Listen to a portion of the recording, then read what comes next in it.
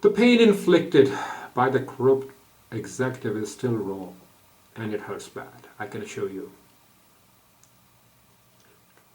While innocence of our children and the questions they ask and the answers we provide should be paramount. So why are they not? Just look at the highest rate of suicide reported 2 weeks ago. The highest in 80 years in the good old US of A, the greatest nation on earth, a country of values. It values its citizens, its veterans, all and sundry. And then you step to the other side of the mirror and all you see is black. Pitch black. No hope, nothing to see. George Floyd, Derek Chauvin, Ahmaud Arbery, his mom, who fought single-handed with dignity. Miss Wanda Cooper Jones. My hat off to you, with respect. She repeated words of many before. Who do you turn to? For they are all corrupt.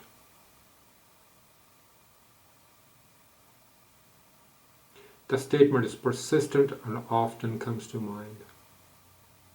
True or not, you can argue till the cows come home. Facts speak for themselves. My inspiration, my 4 gorgeous children, and a lady who fell by the wayside for the intensity of pain became too much to handle, were, and still are, and will always be my inspiration, alongside my dignity, sense of integrity, and self-respect that always, always holds me accountable.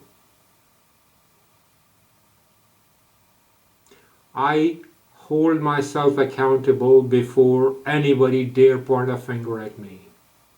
So there you go. Shove it up your hole and jump up and down like a tadpole. Well, frog, toad, whatever the hell you are. American values will describe the young lady as collateral damage.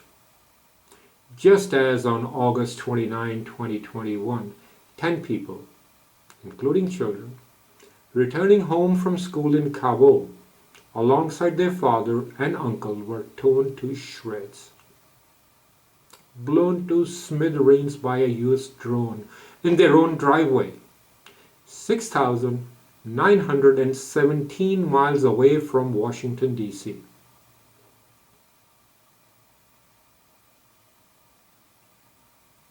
Not bad for the policemen of the world, I may add. Then there were veterans returning from Kuwait and Iraq who sought me out. They were referred to me, or I met them in the ICU, where they were committed after trying to commit suicide, which is trying to die by suicide, being the correct way of stating the facts. A lot of them just suffered from PTSD because they could not cope with what they had witnessed in Iraq. Their colleagues, black and white, in US uniforms, will go out late at night or early in the morning looking for prepubescent girls or young boys to rape.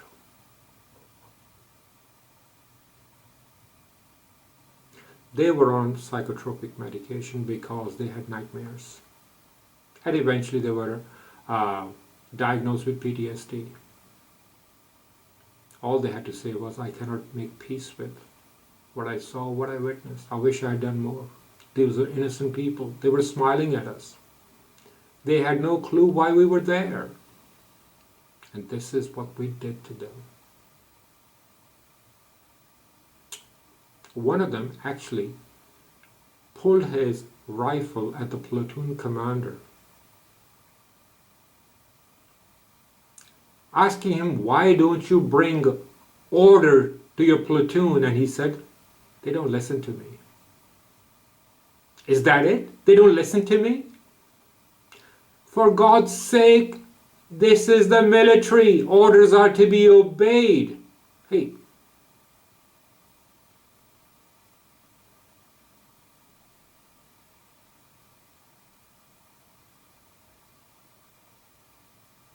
I have no words to describe what I'm feeling. So I'm going to let it slide for now. These were narrated to me by veterans, not once, not twice, on numerous occasions, in numerous hospitals and different places we met.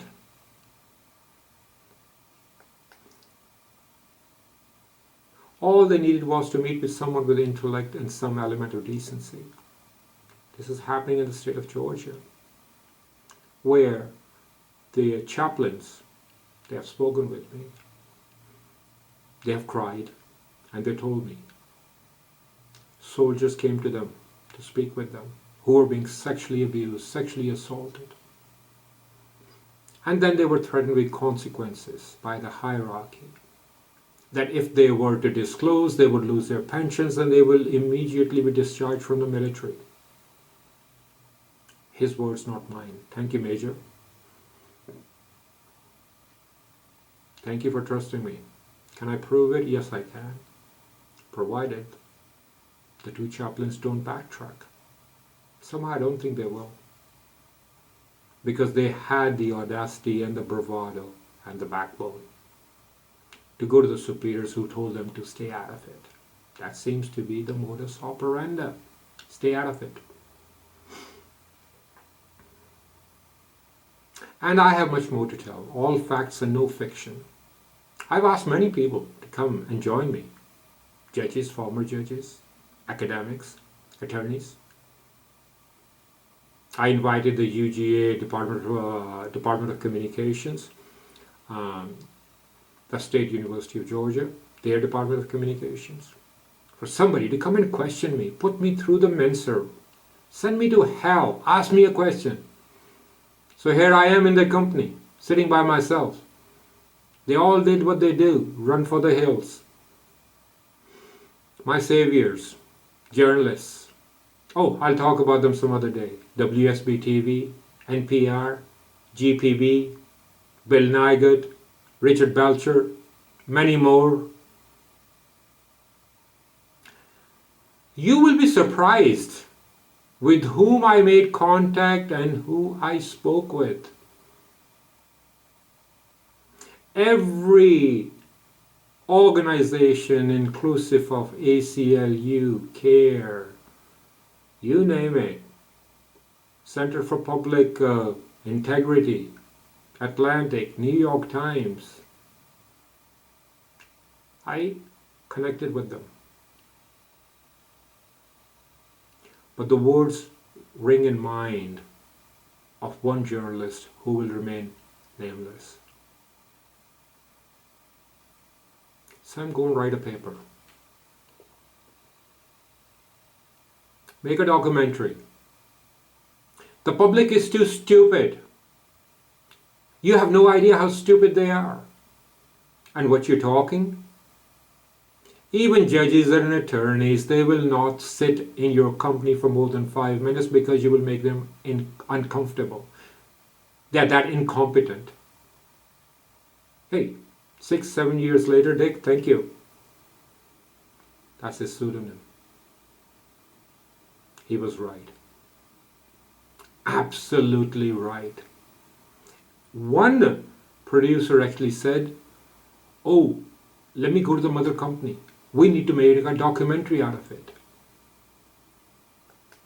Since then, she has disappeared, become unapproachable.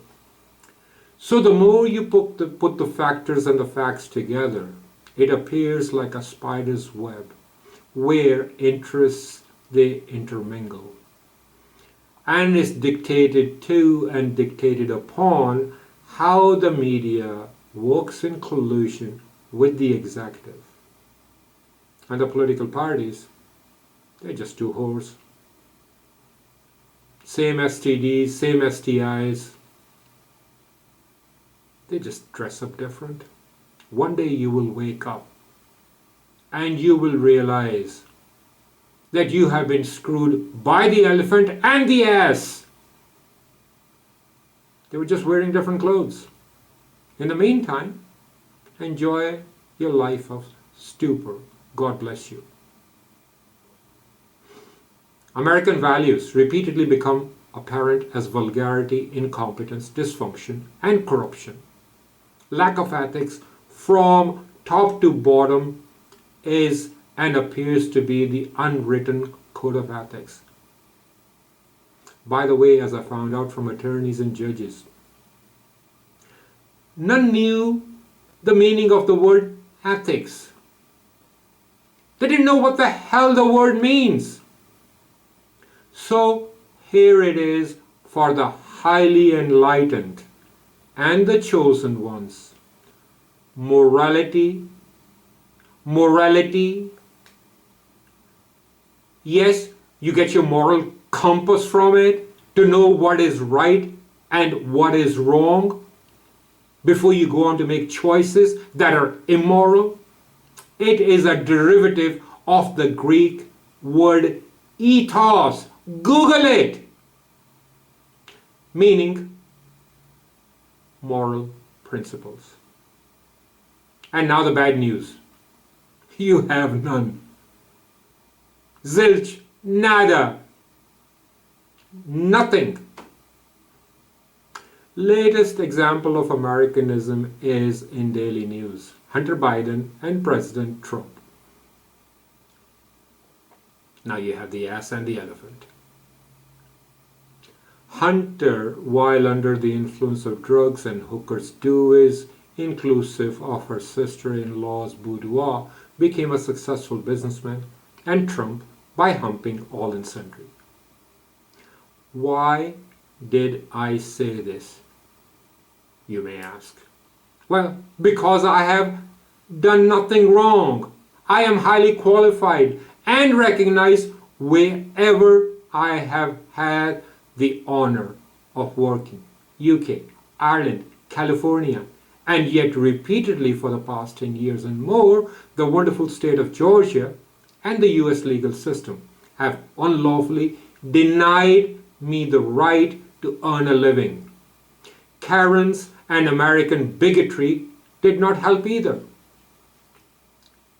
As you will see, I have exhausted every legal avenue available to me or to anyone else and got no further than the odd American offering to let me kiss it better and then walk away.